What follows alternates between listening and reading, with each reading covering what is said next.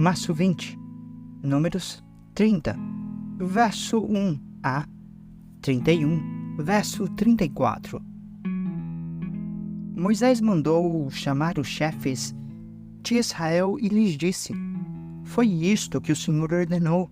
Se um homem fizer um voto ao Senhor ou uma promessa sob juramento, jamais deverá voltar atrás em sua palavra.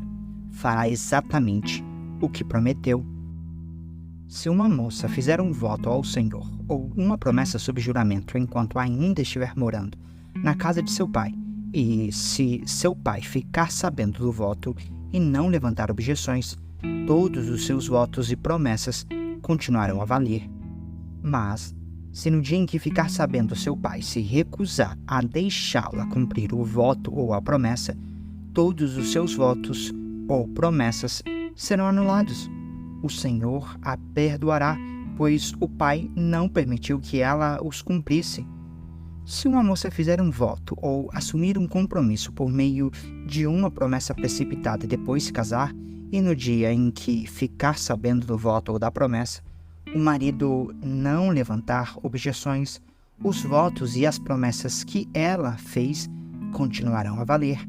Mas, se no dia em que ficar sabendo seu marido se recusar a deixá-la cumprir o voto ou a promessa precipitada, os compromissos dela serão anulados e o Senhor a perdoará.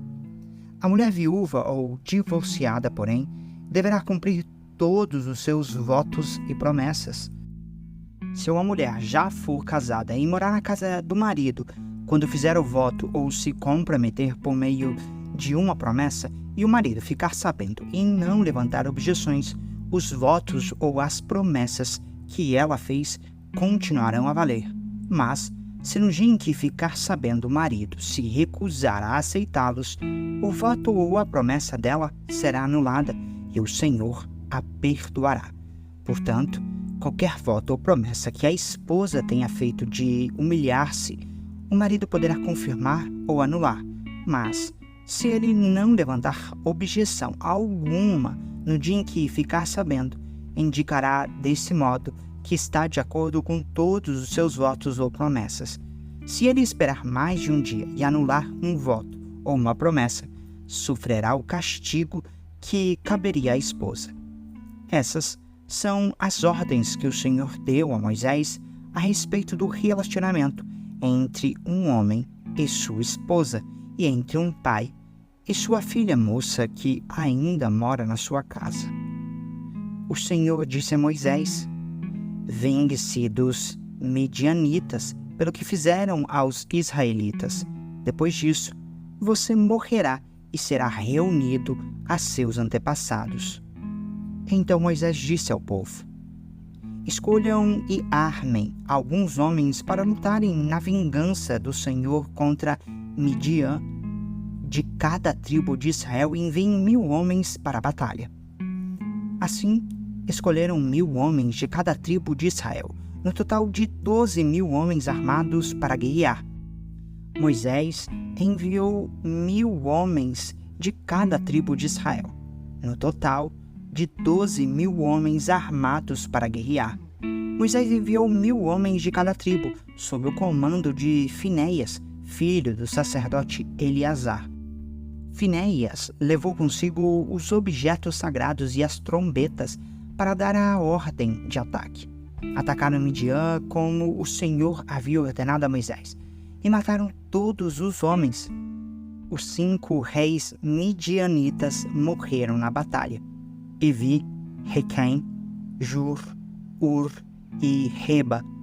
Também mataram a esposa de Balaão, filho de Beor. Os israelitas capturaram as mulheres e as crianças midianitas e tomaram como despojo o gado, os rebanhos e toda a riqueza deles.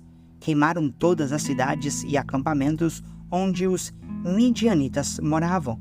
Depois de juntarem todos os despojos, tanto os prisioneiros como os animais, trouxeram tudo a Moisés, ao sacerdote Eleazar e a toda a comunidade de Israel que estava acampada nas campinas de Moabe, junto ao rio Jordão, do lado oposto de Jericó.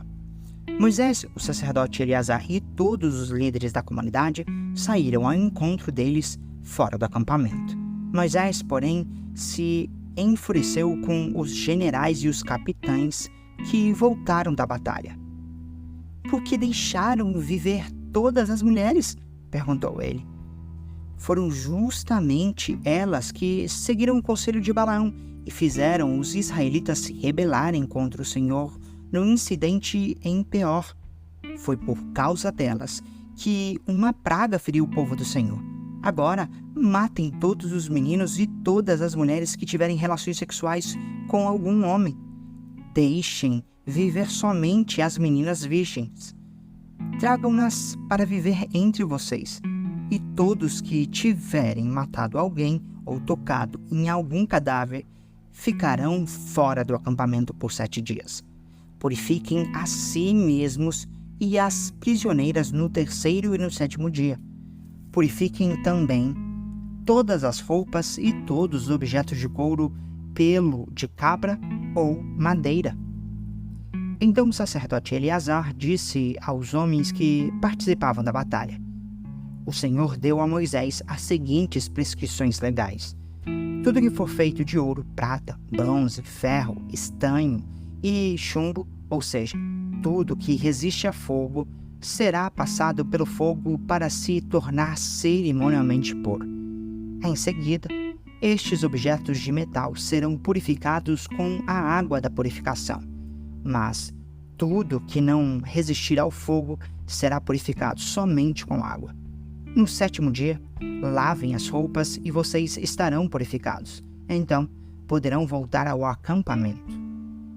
O Senhor também disse a Moisés: "Você, o sacerdote Eleazar e os chefes das famílias de cada tribo farão uma lista de todos os despojos tomados na batalha, tanto das pessoas como dos animais.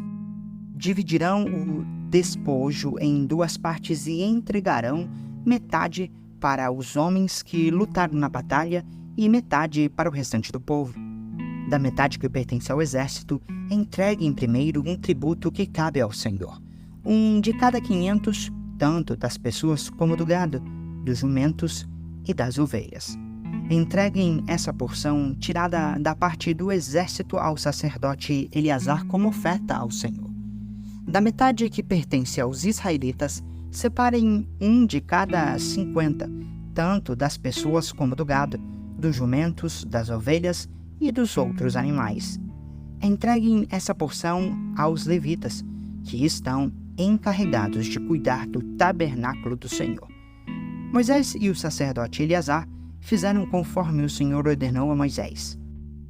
O despojo restante de tudo que os soldados haviam tomado totalizou 675.000 ovelhas, 72.000 cabeças de gado, 61.000 jumentos e 32.000 virgens. Metade do despojo foi entregue aos homens que participaram da batalha. Essa parte totalizou 337.500 ovelhas, das quais 675 eram o tributo ao Senhor. 36.000 cabeças de gado, das quais 72 eram o tributo ao Senhor.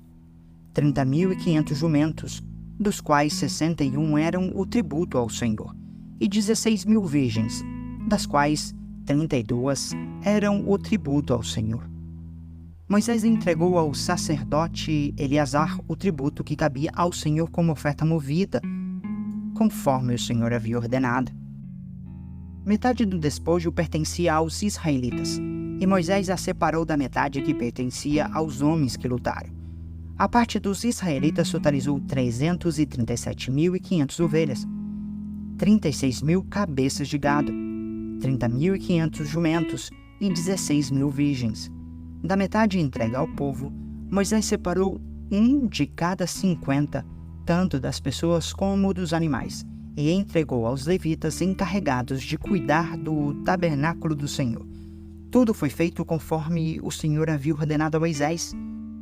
Então os generais e os capitães foram a Moisés e disseram: "Nós, seus servos, contamos todos os homens que saíram para a batalha sob o nosso comando. nenhum de nós está faltando. Por isso, dê a nossa parte do despojo. Apresentamos os objetos de ouro como oferta ao Senhor: braceletes, pulseiras, anéis, brincos e colares. A oferta fará expiação por nós diante do Senhor. Moisés e o sacerdote Eleazar receberam deles as joias e os objetos artesanais de ouro. Ao todo, o ouro que os generais e os capitães apresentaram como oferta ao Senhor pesava por volta de 200 quilos. Todos os homens que participaram da batalha tomaram para si uma parte do despojo.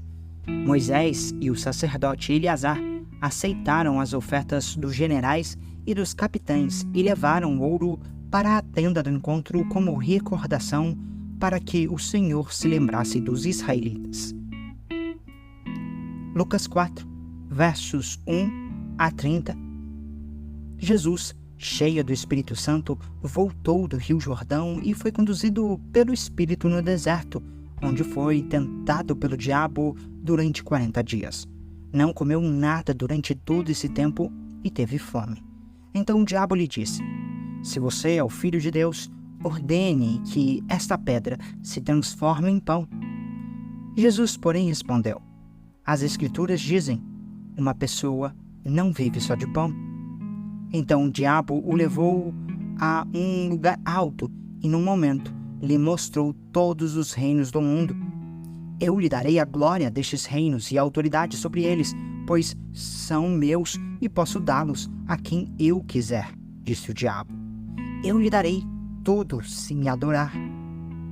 Jesus respondeu: "As Escrituras dizem: adore o Senhor, seu Deus, e sirva somente a Ele." Então o diabo o levou a Jerusalém, até o ponto mais alto do templo, e disse: "Se você é o Filho de Deus, salte daqui, pois as Escrituras dizem: Ele ordenará a seus anjos que o protejam. Eles o sustentarão com as mãos para que não machuque o pé em alguma pedra." Jesus respondeu: "As Escrituras dizem: não põe à prova o Senhor seu Deus." Quando o diabo terminou de tentar Jesus, deixou-o até que surgisse outra oportunidade. Então Jesus, cheio do poder do Espírito, voltou para a Galiléia. Relatos a seu respeito se espalharam rapidamente por toda a região. Ele ensinava nas sinagogas e todos o elogiavam.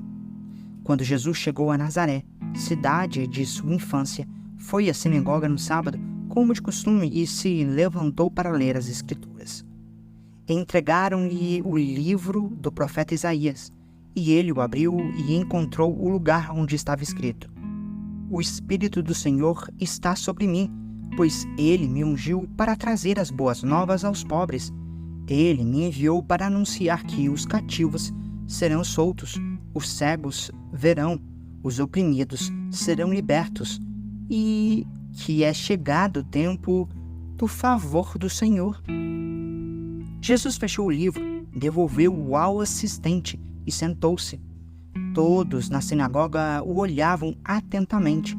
Então ele começou a dizer: "Hoje se cumpriram as Escrituras que vocês acabaram de ouvir." Todos falavam bem dele e estavam admirados com as palavras de graça que saíam de seus lábios. Contudo, perguntavam: "Não é esse o filho de José?" Então ele disse: "Sem dúvida, vocês citarão para mim o ditado: médico, cure a si mesmo. Ou seja, faça aqui em sua cidade o mesmo que fez em Cafarnaum. Eu, porém, lhes digo a verdade: nenhum profeta é aceito em sua própria cidade." Por certo, havia muitas viúvas necessitadas em Israel no tempo de Elias, quando o céu se fechou por 3 anos e meio e uma fonte terrível devastou a terra. E, no momento, Elias não foi enviado a nenhuma delas, mas sim a uma estrangeira, uma viúva de Sarepta, na região de Sidom. E havia muitos leprosos em Israel no tempo do profeta Eliseu, mas o único que ele curou foi Naamã, o sírio. Quando ouviram isso, aqueles que estavam na sinagoga ficaram furiosos. Levantaram-se, expulsaram Jesus da cidade e o arrastaram até a beira do monte sobre o qual a cidade tinha sido construída. Pretendiam empurrá-lo precipício abaixo, mas ele passou por entre a multidão e seguiu seu caminho. Salmo 63, versos 1 a 11. Salmo de Davi, sobre a ocasião em que estava no deserto de Judá. Ó Deus, Tu és meu Deus, eu te busco de todo o coração. Minha alma tem sede de Ti, todo meu corpo anseia por Ti. Nessa terra seca, exausta e sem água, eu te vi em Teu santuário e contemplei Teu poder e Tua glória. Teu amor é melhor que a própria vida. Com meus lábios te louvarei. Sim, te louvarei enquanto viver. A Ti em oração levantarei as mãos. Tu me satisfazes mais que um rico banquete. Com cânticos de alegria te louvarei. Quando me deito, fico acordado pensando em Ti, meditando a Teu respeito a noite toda, pois Tu és meu auxílio. À sombra de Tuas asas, canto de alegria. Minha alma se apega em Ti. Tua forte mão direita me sustenta. Aqueles, porém, que tramam me destruir, descerão às profundezas da terra, morrerão pela espada e servirão de comida para os chacais. O rei, contudo, se alegrará em Deus. Todos que juraram falar a verdade o louvarão, mas os mentirosos serão calados.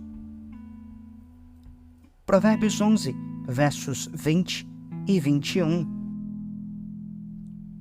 Os perversos de coração são detestáveis para o Senhor, mas Ele se alegra com os que andam em integridade. O perverso certamente será castigado, mas os justos serão poupados.